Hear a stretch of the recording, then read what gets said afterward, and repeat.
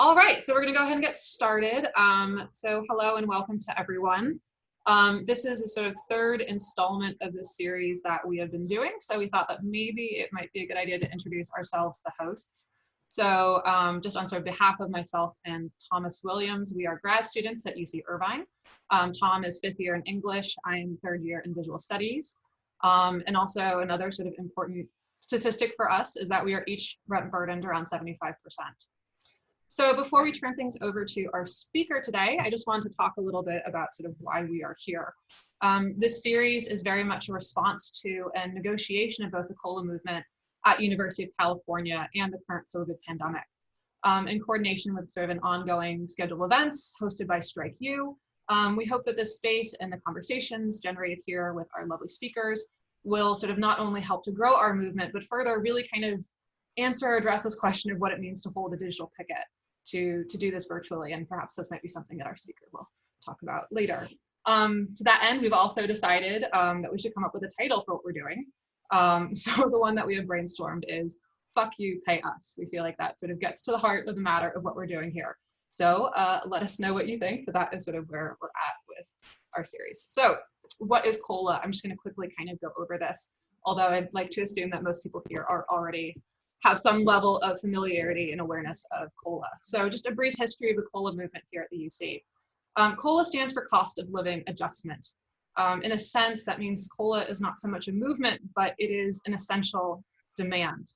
The majority of ASE's academic student employees across the University of California are rent burdened because living costs have massively overtaken any rise in wages. At UC Irvine in particular, the majority of graduate students cite their financial situation as a major source of stress for them. Over the past 6 years, housing costs for UCI grads have exceeded the federal standards for burden. The average UCI grad spends about 43% of their income on housing. That's the average, with some students reporting spending as much as 80%.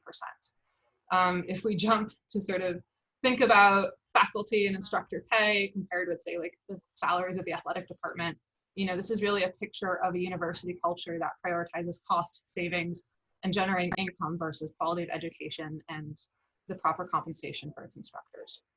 So that's sort of the general orientation about COLA. Now for some recent strike history. Graduate students at UC Santa Cruz began organizing for a COLA in September of 2019. After sort of exhausting any channels of communication and negotiating with the administration, they began a wildcat strike in December of 2019. The basis of the wildcat strike was the withholding of grades. On February 10th of this year, something that seems both very recent and very much in the distant past at this point, they escalated to a full strike. The university's response to this was basically to institute massive police presence at UC Santa Cruz. It's estimated that this costs around $300,000 per day. On February 20th, at a rally at UC Irvine, police arrested a Black alum unaffiliated with the rally who was merely trying to get a copy of her transcript, and they arrested her with excessive force. So we kind of jump back to February. Over the sort of those weeks, other campuses also joined the strike. February 28th, 80 plus TAs were fired from UC Santa Cruz. 20% of those TAs were either international or DACA. So effectively, this meant that they were at risk of deportation. It's also important to note that their health insurance was revoked and was not reinstated until March 16th. So if we start to think about sort of pandemic timelines, that is quite a significant thing. I also want to point out that on March 1st, UCI, I went back in my email for this, sent out its first mass communication about COVID. This message, and we kind of know like administrators of different campuses had sent sort of different versions of this message, did not contain any public health information or strategies for maintaining the health and well-being of the students and staff, but rather outlined some rather forceful guidelines for maintaining gradebooks online and preventing further grade strikes. By March 5th, we held a UC-wide blackout. This was our final rally in person. By March 8th, the campus was closed for finals week, and the transition to online classes was announced for spring quarter. So in this sort of brief history, we're now more or less up to our current moment. And this is where kind of COLA and COVID sort of intertwine. The UC has transitioned everyone to online instruction with no training, no compensation for this transition, scant support, resources to create adequate working environments in our already unstable housing situations. We have effectively raced into an uncertain pedagogic future. We are compromising the quality of education for our students. any refund or sort of request to refund tuition or campus fees. These fees are now entirely moot or no one's on campus. These have been thoroughly rebuffed by the university. Students and staff have been exposed to hateful and violent Zoom bombings as a result of unilaterally pushing us all onto our current platform, Zoom. Is an untested platform that had immense security concerns as we sort of pushed online. Tom and I have personally witnessed these and extremely terrifying, targeting our sort of colleagues of color. There are similar concerns with intellectual property in Canvas. We can talk about course materials, publications, syllabi, recorded lectures, everything that is now being hosted on this platform. At every turn, it really seems that the university has made decisions that continue to exploit our labor and jeopardize our health. Our students and their families are facing skyrocketing and underemployment. And you know, this is sort of in addition to the situation we are already in of trying to sort of survive on our sort of meager grad student stipend. Students are food insecure, they've been forced off campus, and yet, again, we are plunging straight ahead into our spring quarter on schedule, and we're now at the halfway point. So UCI for COLA, and again, we have this orientation because Tom and I are from UC Irvine, so we're speaking to some of the specific actions on our campus, has responded to these needs and so the lack of adequate university response through social welfare strike, which took place the first week of the quarter, and the formation of mutual aid networks to care for our community where care is utterly lacking. So that was sort of a quick jump through sort of what has been going on. I don't know if Tom, you have anything else to add, but maybe I might pass it to you perhaps to introduce our speaker, and then we'll go from there. And you're muted, Tom. Okay. I mean, I don't really have anything else to add. I think you've kind of covered everything kind of wonderfully, Molly. And I don't think I have to kind of do much of an introduction for the people who are here. I'm sure you know what you're in for. So without much further ado, I'd like to introduce Joshua Clover, who will be speaking on the general strike theory and practice. Hi, everyone. Thank you for setting this up. Before I start, I want to give a bunch of shout outs to various people. And shout out first to Annie McClanahan, since this is coming out of Irvine, and all the other comrades from 2009. I want to give a shout out to my old friend Amanda Hickok, who's here. Special shout out to my friend Sarah, who spoke last week in the series to get it started, and Troy, who spoke this week. I also want to thank Thomas and Molly and give a shout out to UCI for COLA, and in fact, all the COLAs, especially, not to be patriotic, but especially UCD COLA for all. And this talk is really for them. And also, I want to give a shout out to rent strikers across the world, especially at UCLA and all the way east in New York. We see you launching the Columbia Rent Strike Work Strike. And lastly, for today, a shout out to everybody who's working at and with strikers at Amazon and Whole Foods and Instacart tomorrow, and all the students who are starting to think that as the university organizes the latest austerity regime around the idea of charging prestige prices for the online traffic school version of higher education, maybe everyone should just not pay. With that, I'm going to move on to my topic. There's this joke that Marxists have predicted 10 of the last 3 crises of capitalism. And there's this bookend joke that goes with it, that anarchists have called for 150 of the last 2 general strikes.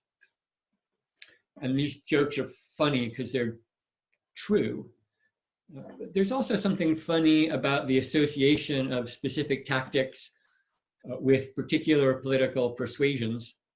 Rosa Luxemburg wrote this great essay that demonstrated pretty persuasively that a given tactic could change its social force and its significance over time, that tactics are not static, and that a given tactic could go from being common or proper to one political tendency or movement to that of another. This is a sort of obvious point, but the inability to understand it often leads to confusion. The specific tactic she was writing about was what she called the mass strike. And 114 years later, here we are. By the way, the hosts are dropping in links in the chat. I'm going to be mentioning a few texts as I go so that I can appear for a brief moment like a scholar before I move into the whole burning stuff phase. So you can see links down there if you're interested in sort of following up these texts. So despite the title of this talk, which promises 2 parts, theory and practice, in honesty, there's probably 3. So I want to first mention, before I get to theory and practice, some of the reasons that there's often some confusion around what a general strike is. Then I'm going to try and situate the general strike within the basic framework I've been using to theorize the political economy of social movements. And then I want to enter into the speculative phase at the end, which is paradoxically the practical part, where we discuss what a general strike might actually involve as a set of practices. For the latter 2 parts, it's going to be all slideshow, which I'll do via screen sharing, a TED talk, but make it communist. But for the moment, I'll just sort of talk straight ahead about the category of, or the question of confusions around the general strike. In some sense, this deserves its own talk, and I'll only mention a couple, 3, 4 confusions before moving on. 4 if you count the one already mentioned, which is the ahistorical fixed association of given tactics with given political formation. So the idea that general strikes are somehow anarchist, or that labor strikes are automatically communist, or whatever, and that creates its own confusion. Another confusion concerns the fact that the terms mass strike and general strike are sometimes used to mark out a difference, and sometimes used interchangeably. I take this to be a semantic problem, and since we are interested today in the actual content of a general strike, I don't think we need to linger on that confusion. The remaining 2 confusions are both more serious and are profoundly entangled with each other. The third confusion is the broad use of the term strike for all kinds of actions that do not seem to fit the category of withdrawing labor to interfere with the firm's functions and profits. Some examples of this are strike debt and the rent strike, both of which are fine things, desirable things, but the way they interfere with some firms' functions and profits is by refusing to pay for shit. And I guess you can always make the argument that that's somehow a strike because of capital's infinite interconnectedness. But if these are strikes, then a boycott is also a strike. Looting is a strike, everything's a strike. But then everything is also a riot. So it's not sure that's a clarifying approach. I should be clear that I'm not trying to shame anyone for appropriating strike culture. If anyone has the commitment and capacity and courage to undertake such an action, they really get to call it whatever the fuck they want. And I also want to be mindful of the desire described by Veronica Gago. She's one of the organizers of the International Women's Strike in Argentina. The desire to, in her words, overflow the strike, which perhaps means to expand its historical boundaries, or perhaps means to start from the standpoint of the strike precisely so as to see what its limits are and escape them. Anyway, all of this, along with the legitimate historical charisma of the strike that was purchased with the blood of workers, means the term gets broadly applied and sometimes perplexingly. The last confusion concerns the subject of the general strike. The persistent historical association of strikes is the working class, in a way that implicitly but clearly designates the waged worker. And from this standpoint, a general strike often ends up designating a traditional labor strike organized through fairly traditional channels, often unions, but across shops or across sectors or across the entire economy. Certainly this meaning closely attends the general strike history in the United States from the late 19th through the mid-20th century. But it starts to come under pressure fairly early on. One of the great moments in thinking the general strike, along with Luxemburg, is the chapter from W.E.B. Du Bois's Black Reconstruction called General Strike, published the year after the great US strike wave of 1934. Du Bois identifies the actions of enslaved people in the South during the Civil War, actions which form an ensemble, including working poorly, refusing to work entirely, fleeing to the North, joining the Union Army, escaping into marronage. He describes this ensemble as the Black General Strike, through which, in his famous verdict, the slaves freed themselves. Importantly, Cedric Robinson, in an essay about this, draws forth Du Bois's sense that the Black general strike arose, quote, as a consequence of contradictions within Southern society, rather than a revolutionary vanguard that knit these phenomena into a historical force. So one of the things we see in this early insistence on broadening the subject of the general strike, this early insistence on broadening the subject of the general strike beyond wage workers. Du Bois pointedly refers to the Black proletariat. And this distinction between working class and proletariat is the difference that makes a difference, as the latter, simply meaning those without reserves, more clearly includes not just the traditional working class, but also the unemployed, those who work beyond and before the wage, such as the enslaved, but also, say, those who do unwaged reproductive labor in the domestic sphere. So this insistence on the proletariat, rather than the working class, as the subject of the general strike, is a kind of demand to register the presence and lives and political desires of those who are more likely to be racialized as non-white, those who are more likely to be gendered as non-male. This helps form the basis for Elise Weinbaum's engagement with Du Bois, which is called Gendering the General Strike.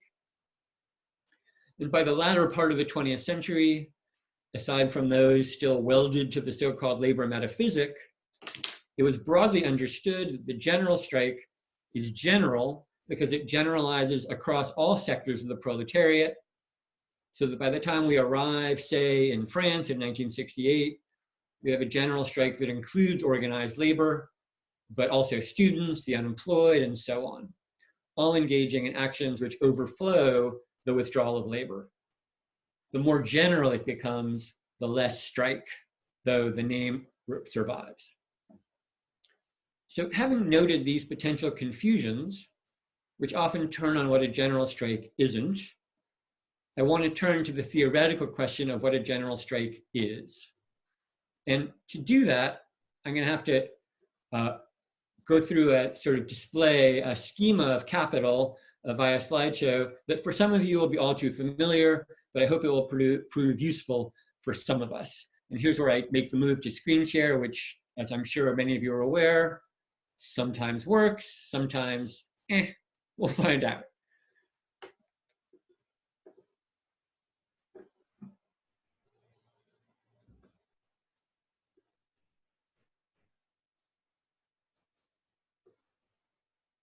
Yeah, I'm getting more of that. Keynote General Strike 3, let's try that.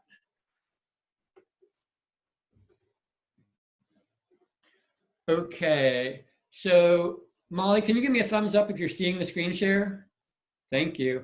Okay, so for those of you who are working with a single, possibly small screen, you'll notice that the little box of images that you have of people who are here with us is obscuring part of the screen. You have various choices here. You can make all the pictures of people go away, but you can also reduce the size of the keynote demonstration, the slideshow, by 50%. There's a menu clicker, and I believe the upper center of your screen, which allows you to reduce it to 50%, and thus you'll see the entire slideshow, and you can also still see a box of people, so you can sort of do it either way. So this is the general strike theory and practice phase. And as I said, I'm just going to sort of start by schematizing the structure of capital itself in a particular way. So capital begins, the capitalist begins with the formula MCM. They start with money and they produce commodities by purchasing, as we know, labor, power, means of production. They put them together. They end up with a commodity. And then they sell that commodity for money. Except, of course, it's very important that it has to be more money. So that's the great formula, MCM prime. And as noted, that has two moments in it, right? The moment of in which the capitalist turns money into commodities, and then the moment when those commodities go out into the marketplace seeking a buyer and are eventually sold for money. So those are the two moments of the formula for capital, and there are the two spheres of capital, right? The sphere of production and the sphere of circulation derived from those two moments of the transaction.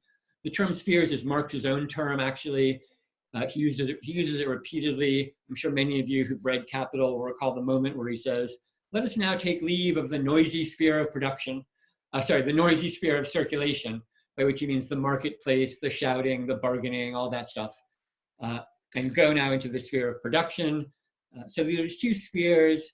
They're interlinked. They're not just activities, because production is where you make shit. Circulation is where, commodities move around, change places, are sold, are consumed, and so on. But these are also sort of spheres of social existence, right? Where if you're a wage worker, your life is oriented by the production process.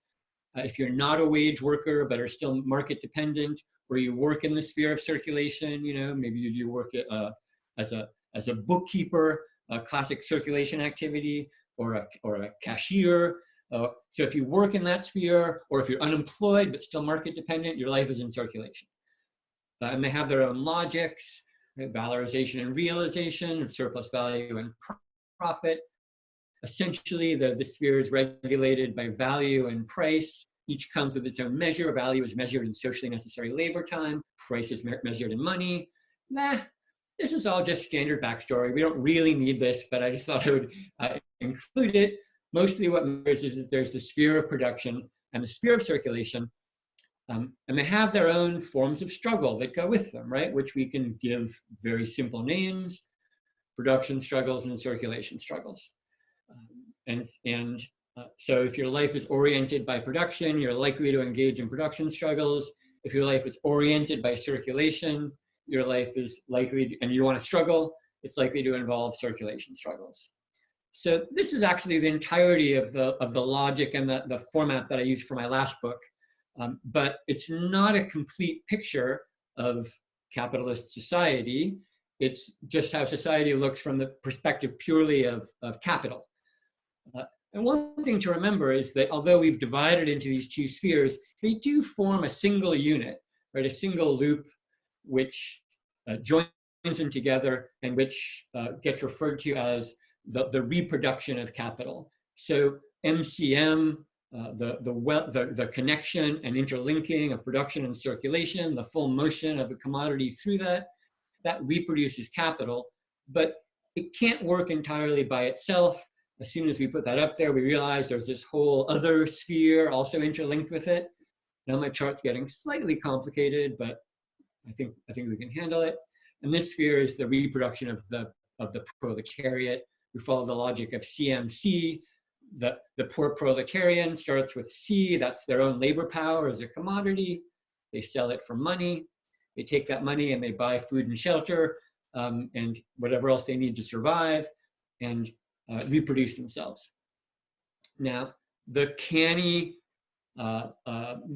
Marx nerd will notice that I've simply reproduced this famous diagram, which, among other things, this great diagram is one of the best named diagrams in the world. It actually is rarely called by a name in English. It's usually called by either its French or its German name. Its French name is the double moulinet, which means the double millstone. You can see it's a lovely name, right? Because the mill is sort of there at the origins of capitalism. And the two millstones that grind away producing flour, let's say. But here, the two millstones are the reproduction of capital, the reproduction of labor power, grinding against each other, but producing capital, producing surplus value by grinding against each other with their opposing interests. So that's sort of a lovely name for it. The Germans, however, call it the Zwickmühle. My German is even worse than my French. Thank you very much. The Zwickmühle means dilemma, which is another great name for it, right? Because this situation is a dilemma. If you're a proletarian, how do you reproduce yourself and stay alive without reference to capital, which allows you to reproduce yourself because it pays you a wage so that it can reproduce itself. You have to sell yourself right in the sequence. So we have this schema, and the thing that's missing, I think, obviously enough, is the remaining category of struggle, which we would obviously call reproduction struggles that go down there. So those are the three categories of struggle, basically, within the whole of capital. And I want to sort of go over them briefly, right? Each genre of struggle contains various kinds of tactics and activities. So circulation struggles include, barricades and blockades and occupations, but most famously, the riot is the form of circulation struggle that is a demand over prices in the sphere of the market that often exceeds the mere demand for lower bread prices into things like looting and what gets called property damage and fighting with cops and various other kinds of things. And that's sort of the signature circulation struggle. For production struggles, same thing. There's several kinds that involve interfering with production, work to measure, work to rule, slowdowns, actual sabotage, but the exemplary form is the strike, of course, is the dominant form of production struggle. Reproduction struggles, it's a little bit more challenging to narrate since they're not so clearly located within the logic of capital. Like they're not so clearly, they don't so clearly require a conflict with the market or a conflict with the boss. But they do require endless struggle. In the simplest sense, reproductive struggles, I would say struggles for a community, a collective, an individual, a family, a social whole to reproduce itself involves, care work, growing food. We could think of all of these as reproductive struggles, but a full-on reproduction struggle that involves collective reproduction without reference to capital would be, of course, the commune. Would be the exemplary form of the reproduction struggle or the end game of a reproduction struggle. So those are my three genres of struggle, each with several things within it. Those are my exemplary forms, and I want to take those and make everything look like a cartoon. Okay, so there's our riot, strike, and commune as our three sort of, technically they're synecdoche, right? They stand for a larger category. They're the part that stands for the whole. Riot stands for circulation struggles, strike stands for production struggles, and so on. And I have them separated here, but you all saw the Venn diagram coming. We can think of them as overlapping, as interacting with each other, which of course they do, and we'll talk about that more in a couple of minutes. And where they all overlap, I'm going to say, and this is essentially my claim for tonight's talk, we could walk out of here as soon as I say this, that where these all overlap is a general strike. A general strike is when all of these activities are set in motion by various people, maybe acting collectively, maybe not acting collectively. And so with that, I want to move to the category of practice and talk about that for a few minutes, and then we can have some questions. And I don't promise answers, but we can certainly have questions. So what I want to talk about in the practical period is the Oakland general strike of 2021. Now, I choose 2021 for the simple reason that I'm not really convinced there's going to be a general strike tomorrow. I hope so. I don't know if there's going to be a general strike in 2021. I also hope so, but I choose 2021 for a reason, just as I choose Oakland for a reason. In part, I'm from Oakland, so I know it fairly well, and I'm able to have somewhat coherent thoughts about it and its history, but also the last general strike in the United States was also in Oakland in 1946. So that seems like a nice lineage, and as a nice form of symmetry, the amount of time between the general strike of 2021 and the general strike of 1946 is exactly the same as the amount of time between the Oakland general strike of 1946 and the Paris Commune of 1871. Nice 75-year chunks, works out very smoothly. I love symmetry. Moving on. So let's talk about the Oakland general strike of 2021 and what it might look like. So we know we're going to have to bring in all three of the activities. So let's start with a nice circulation struggle. Let's have some blockades. Let's blockade the ports. It's pretty easy. There's 3 access roads there. Now we've got them blockaded. Let's blockade the big freeways in a couple of places. It'll give our friends up in Berkeley something to do to keep them busy. And then there's another blockade there. Those are 2 classic places to blockade those freeways. So now we have some nice blockades. There's a version of our circulation struggle. And of course, we have the classic labor strike. We have people walking off work and refusing to work. Let's assume it mostly happens in this area. This is sort of the business area of Oakland. Oakland's quite large, if you don't know, covers a lot of ground geographically. So this doesn't even quite include all of Oakland, but almost all of it. But that's the increasingly growing commercial area downtown and beyond. And let's assume that's where people walk off work. That's certainly what happened in 1946. It started with 400 two stores striking and the entire city. It was a mass general strike, but mostly it's businesses in that area. And now I want to make a move, which is to talk about encampments of the unhoused in Oakland. There's many, many different encampments of the unhoused in Oakland. I'm just going to point out 3 of them. So they're going to be these green arrows. The one in the lower right is the High Street encampment. It's near the parking lot of a Home Depot.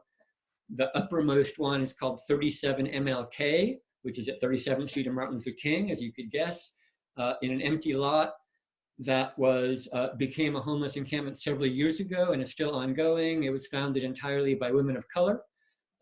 It still is officially a women's encampment, although they've decided to allow partners to be part of the encampment, and that's still ongoing. And then the one furthest to the west is the house that was occupied by Moms for Housing, a recent movement which decided to help with a bunch of mothers who were unhoused, moving into vacant homes and defending some homes against eviction. So those are just 3 current encampments or recent encampments of unhoused people. So now I'm going to pull up a map of evictions in the Bay Area in 2016, which is the most recent complete map that I have. So it's a little hard to see the screen, I know, because of the colors. Here, let me make those 3 encampments bounce a little bit. You can see them. And you can note those yellow dots are all evictions as in 2016. You can note that these encampments tend to spring up at the edges of high eviction areas. So people get evicted from these areas and pushed out a little bit and find open parcels or open bits of land in various places. Maybe it's an unbuilt up housing parcel. Maybe it's by a road. It's undeveloped. But that tends to be where these encampments develop, by these roads. So what we want to imagine for our general strike is an extension of the sort of the Moms for Housing move, where you take vacant homes, which of course there's a large number. Famously, there's 3.8 times as many vacant homes in Oakland as there are unhoused people. So there's enough room for everyone. So we can imagine, in fact, this moment where people start getting together, I would assume led by some group like Moms for Housing, and the groups around those. Groups like this exist in many cities, and they start to move people into houses in given neighborhoods, that green neighborhood, which we'll go ahead and call that a commune, right? Some people already live there. That's West Oakland. Some people already live there. Unhoused people have moved in there, and that neighborhood starts to function as a sort of autonomous neighborhood. They stop paying rent, obviously. Maybe many of them are already on rent strike. There's a bunch of unhoused people. They're not going to pay rent.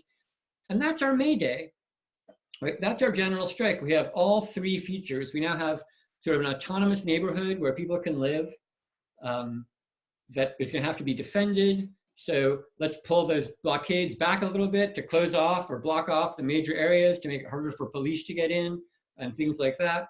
We have the area of the strike. And these places, of course, all have interrelations with each other. All these various genres of struggle overlap so that the strikes, the blockades, for example, protect the commune so that it can function. The commune allows people to not pay rent so they can afford to stay out of work because they don't need the money for rent. And the people who are on strike can thus leave not to go to work and can man the blockades. We see all these various ways that these 3 moments or 3 modes or 3 genres of struggle interrelate with each other, and indeed sort of collapse together into a single action. So that's my story of what a general strike could look like and the kinds of activity we need to feature. And ideally, right, the thing that has to happen next is San Francisco has to have a general strike. We need a San Francisco commune. We need a Berkeley commune. We need a San Leandro commune. And those all successfully defend the Oakland commune, because those are the ways you get to Oakland. And as it grows, each one is defending the others, and you get a sort of increase in it. And hopefully it spreads into something larger than a general strike. I'm going to call it with that. I'm going to thank you very much for your attention. I'm going to turn off screen sharing and come back, and I'm going to turn it over to our hosts to host the Q&A. Okay, just briefly, I just need to address